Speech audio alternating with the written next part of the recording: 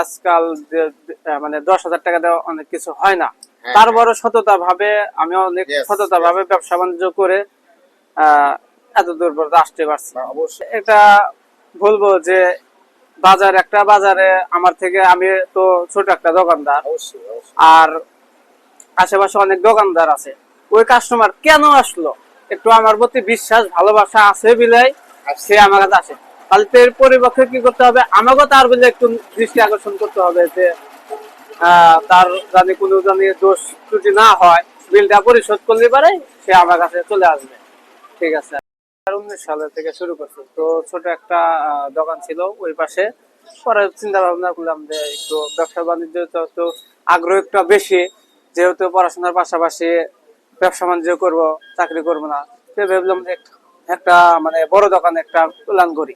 পরে এই পাশে একটা, অপর পাশে একটা জায়গা ফাঁকা পেলাম, পরে চান্সে মানে মিলে মানে একটা